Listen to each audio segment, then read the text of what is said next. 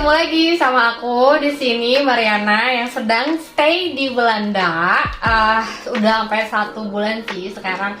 Dan kebetulan di sini aku punya teman, sebenarnya tinggalnya di Bekasi 1 gang. 1 gang, coba bayangin. Tetangga ternyata di Belanda tinggal sama lagi setengah jam doang dari tempatku yang aku stay sekarang. Siapa namanya? Kenalin dong.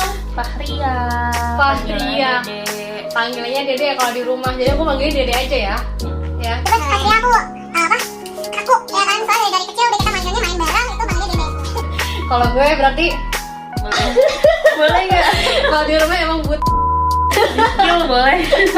Oke, tapi kan namanya sekarang udah gede Mariana ya kan. Jadi ini mau sharing pengalaman aja sih ya Dede ya. Selama ini Dede ini kan sebelumnya kerja sebagai pramugari ya di Emirates. Wow. Di Dubai berapa lama? 6 tahun tinggal di Dubai. Oh 6 tahun. Iya. Wow. Gila. Gue baru tahu juga soalnya selama ini nggak merhatiin banget. Karena sebenarnya gue temen dekatnya kakaknya gitu. Gue cuma ngekor aja nih ya, Ngekor tempatnya suka ngebuntut aja, suka ngambek-ngambek gitu, nggak jelas dulunya. Sekarang udah punya anak duluan, lu bayangin kan? Gila. Meritnya di Indo. Sama orang Indonesia juga nih kan, nanti dikerenin anak orang Belanda lagi ya kan. Produk lokal, cinta Indonesia banget ya. Sampai ke luar negeri tetap aja nikahnya sama orang Indonesia. Namanya siapa? Kiana. Berapa bulan sih? 8 bulan tante. Jadi manggilnya aku Nala kan ya? Nala umurnya 8 bulan. Jadi di sini kita mau share tentang gimana sih Dede ini melahirkan, mengandung itu selama mengandung tuh di Belanda karena ngikut suaminya yang kerja di Belanda. Jadi soalnya dulu kuliah di sini dan langsung dapat, nggak langsung sih beberapa lama di Indonesia, terus langsung ngelamar di Belanda dan dapat kerja di sini. Keren banget, sumpah. Oke. Gimana sih? Coba dong cerita-cerita dong. Jadi kayak selama ini kan hamil mengandung di sini bener-bener berdua doang. Iya, berdua doang sama suami, lagi pandemi juga. Hai guys, welcome to my channel. Perkenalkan aku Mariana yang sedang stay di Belanda. Di channel YouTube aku ini aku akan sering-sering berbagi tentang kegiatan-kegiatan aku di sini dan juga kita bisa belajar bareng tentang kehidupan agar kita bisa menjadi orang yang lebih baik. Jangan lupa untuk subscribe, like, dan komen untuk aku terus bisa semangat berbagi dengan kalian. Thank you. Pas lagi ada pandemi ya? Iya, 2020 pindah ke sini. 2020 resign dari Emirates, terus pindah ke Belanda. Terus ya udah kita mengandung berdua sama suami. Lagi pandemi, jadi kalau keluarga mau kesini juga waktu itu susah di visanya gitu. Jadi jadi nggak ada yang ngunjungin. Jadi benar-benar berdua sampai anak 8 bulan belum ada yang ngunjungin. Oh ya ampun, belum ada yang ngunjungin.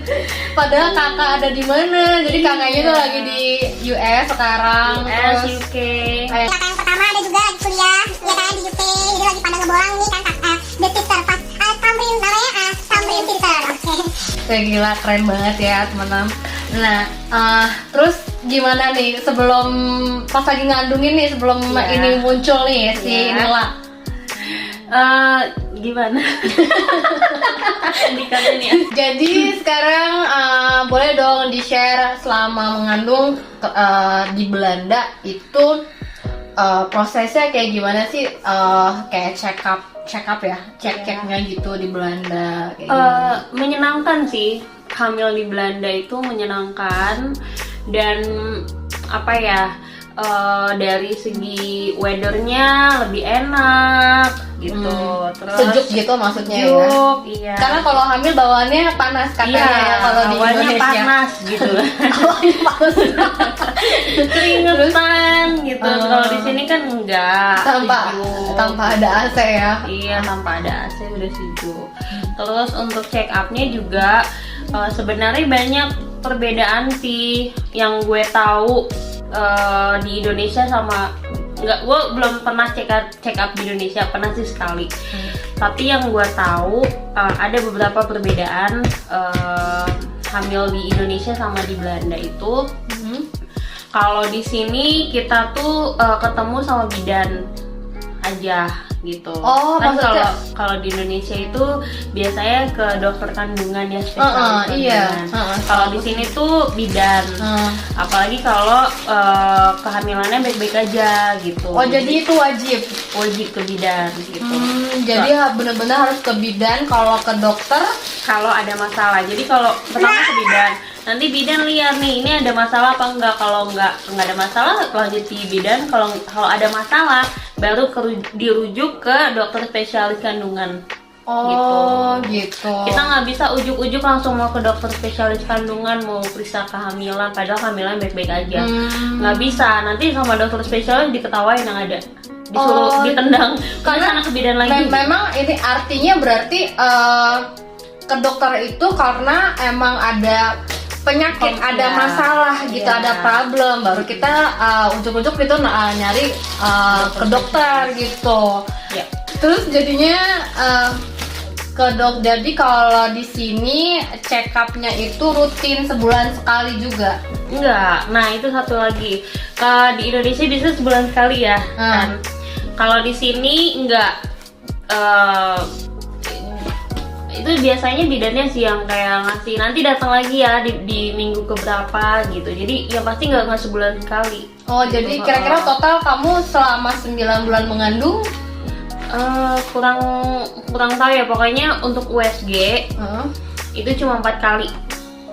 Cuma 4 kali USG. Kalau sedangkan di Indonesia biasanya yang gue tahu ya, nggak tahu sih, sebulan sekali mereka USG kan. Kalau Ngecek gitu kan biasanya. Tapi kalau di sini 4 kali aja gitu. Sisanya kayak cuma dicek temperatur, terus ya gitu-gitu doang sih.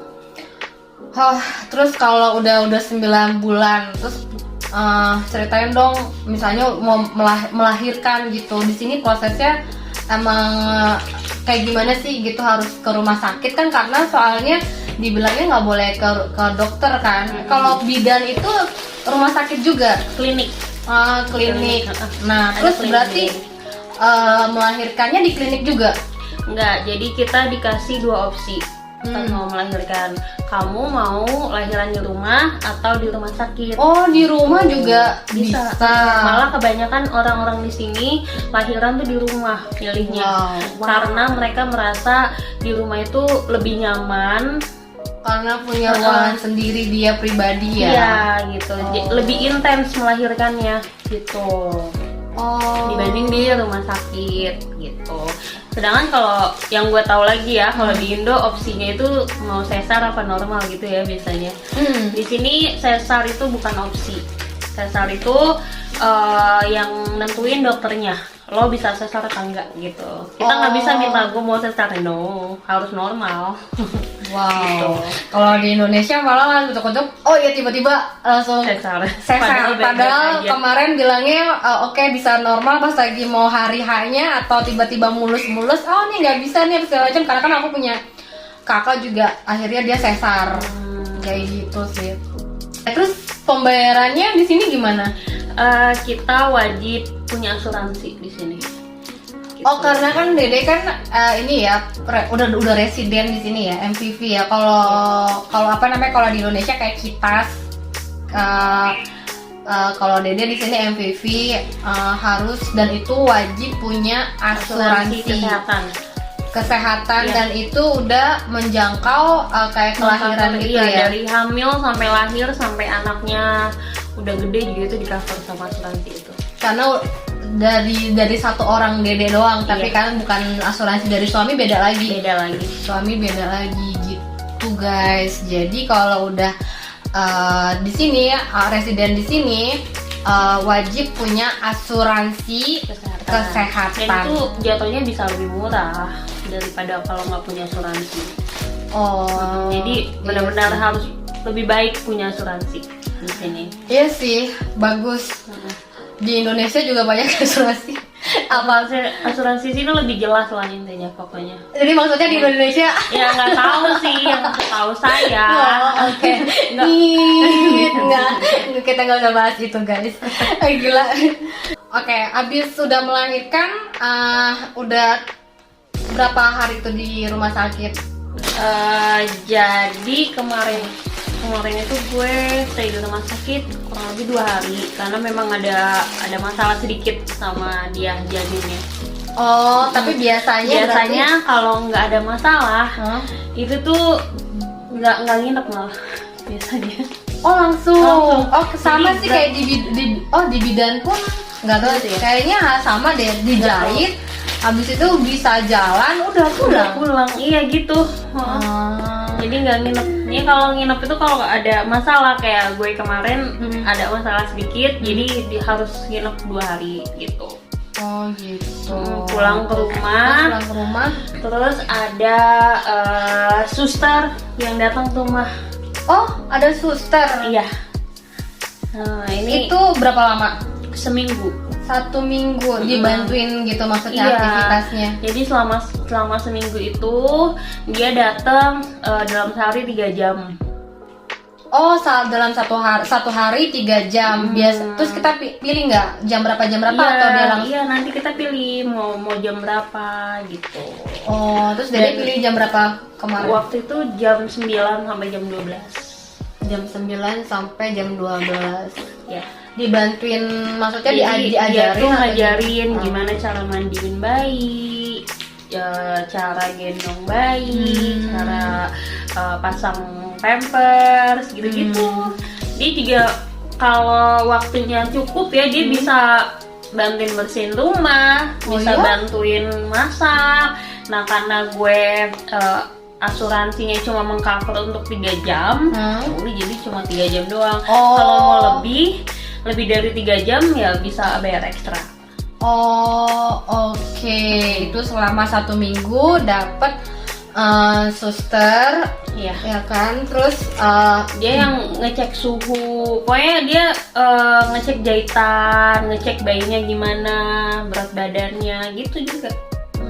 Dan itu semua di cover dari asuransi. Ya. Wow, keren banget sih. Ya. Yang katanya ini ya apa? Kramzor namanya. Apa? Kramzor. Gue juga nggak tahu sih pronounce-nya kayak gitu. Pronunciation-nya. Oh oke. Jadi lumayan sangat membantu sih, apalagi gue ibu baru ya, new mom di sini, merantau sendirian kan, nggak ada yang bantuin gitu. Jadi ada suster datang ke rumah itu sangat membantu sekali. Nah, dan itu katanya setahu kita di Belanda doang. Iya, kalau gue di Belanda doang ada kayak begitu ya, nggak tahu ya. Di Belanda doang. Tapi kalau teman-teman tahu, nggak cuma di Belanda doang. Dede salah, nggak salah sih. Cuma agak-agak kurang tahu aja. Kalau misalnya memang ada pembaruan, teman-teman bisa sharing di komen. Bisa kasih tahu kita juga infonya, kan lumayan kan berbagi. Ya, mungkin ada di negara lain seperti kayak gini juga. Gitu. Jadi teman-teman, itu adalah pengalaman Dede di sini sebagai orang Indonesia yang sangat mandiri dengan suaminya berdua menghasilkan buah hati yang cantik ini, ya kan, di Belanda. Keren banget. Oke, thank you Dede sharingnya. Sama. Wow. Semoga bermanfaat. Oke, bye. Dadah Ila, dadah dulu. Jangan lupa untuk subscribe, like, dan komen untuk aku terus bisa semangat berbagi dengan kalian. Thank you.